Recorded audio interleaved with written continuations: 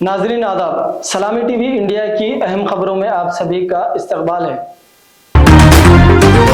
तैयारे में air hostess के साथ बदतमीजी, हैदराबाद एयरपोर्ट पर एक मुसाफिर गिरफ्तार। एक मुसाफिर जिसने प्रवास के दौरान एयर होस्टेस के साथ बदतमीजी की थी, उसे हैदराबाद के राजीव गांधी इंटरनेशनल एयरपोर्ट पर RGIA ने पुलिस ने गिरफ्तार कर लिया। इस मुसाफिर ने बेंगलुरु से प्रवास की थी और दौरान प्रवास उसने खानगी एयरलाइन की एयर होस्टेस के साथ बदतमीजी की।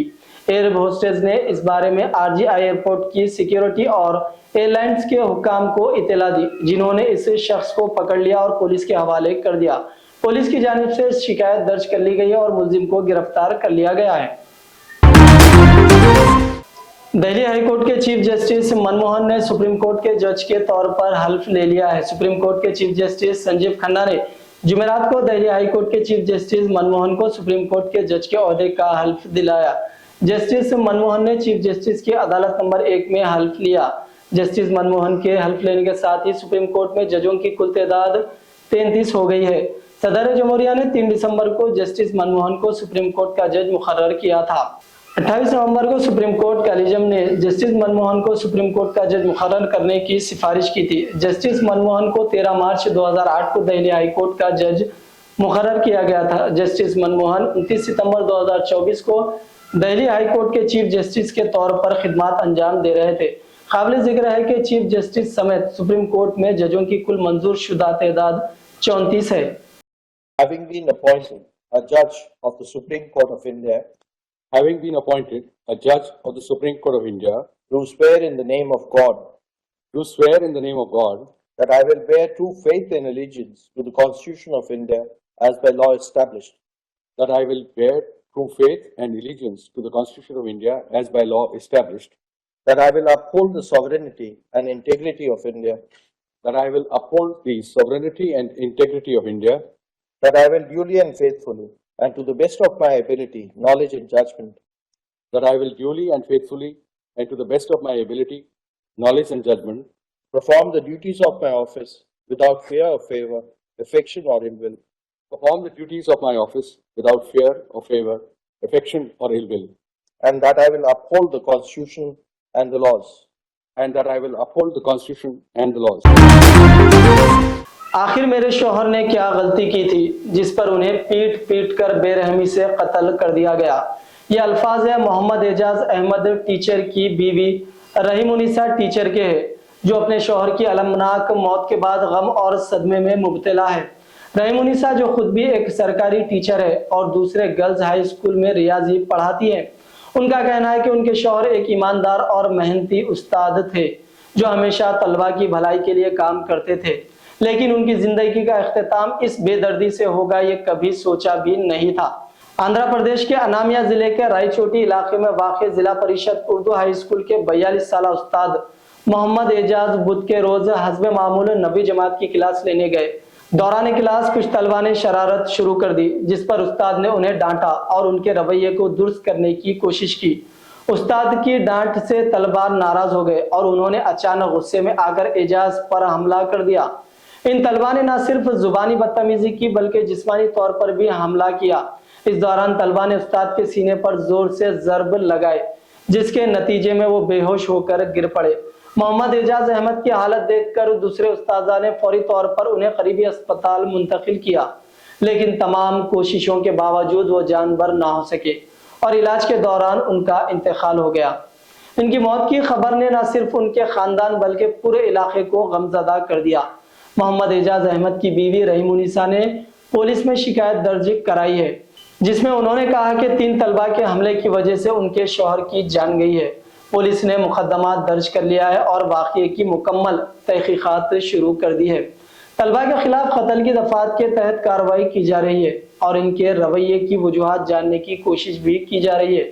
यह वाक़या न सिर्फ एक उस्ताद की जान लेने का बाइस बना बल्कि मुआशरती इक़दार और तलबा में बढ़ते हुए गुस्से और अदम बर्दाश्त पर सवाल उठा दिए हैं। उस्तादा बरादरी ने इस वाक़े पर शदीद एहतजाज करते हुए मुतालबा किया कि मुजरिम तलबा को सख्त से सख्त सजा दी जाए ताकि आइंदा ऐसा सानहा ना हो। मोहम्मद एजाज की अलमनाक मौत पर पूरे माशरे को झंझोड़ कर रख दिया है। उनकी बीवी के गम भरे अल्फाज हर सुनने वाले के दिल को छू रहे हैं। یہ وقت ہے کہ معاشرہ استادوں کے احترام کو دوبارہ سے سمجھے اور تعلیمی ماحول کو محفوظ بنانے کے لیے اقدامات کرے۔ محمد اعجاز احمد کی یاد ہمیشہ ان کے طلبہ اور ساتھیوں کے دلوں میں زندہ رہے گی اور ان کے لیے انصاف کی جدوجہد جاری رہے گی۔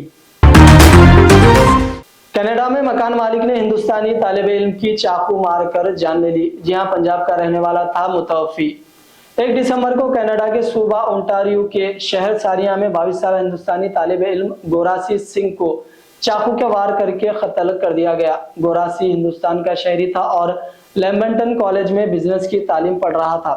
یہ واقعہ ان کی رہائش گاہ پر پیش آیا جہاں وہ اور ملزم کرائے پر ایک ہی مکان میں رہتے تھے۔ سارنیا پولیس نے 1 دسمبر کی صبح ایک کال موصول ہوئی جس میں چورا گھونپنے کی اطلاع ملی تھی۔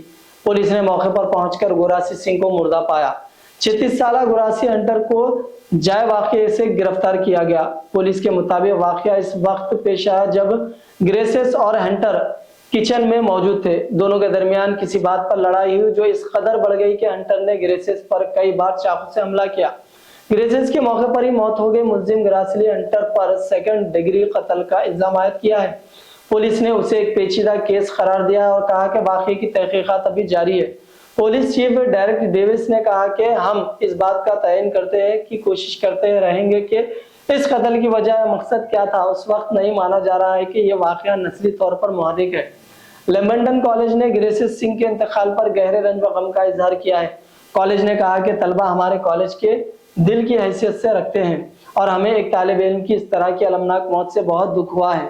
ہم گریسس کے اہل خانہ کے ساتھ رابطے میں ہیں اور اس کی آخری رسومات اور ان کی میت کو ہندوستان بھیجنے میں ہر ممکن مدد فراہم کر رہے ہیں۔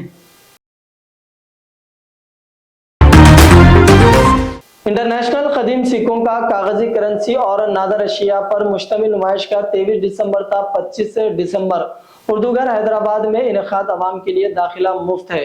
اے P J Abdul Kalam welfare society registered Hyderabad کے زیر اہتمام ایک انٹرنیشنل قدیم سکوں، کاغذی کرنسی اور قدیم نادر اشیاء پر مشتمل نمائش 23 دسمبر تا 25 دسمبر کو اردو گھر مغل حیدرآباد نزدیک اسرا اسپتال چار مینار پر عظیم الشان پیمانے پر انعقاد عمل میں لایا جا رہا ہے۔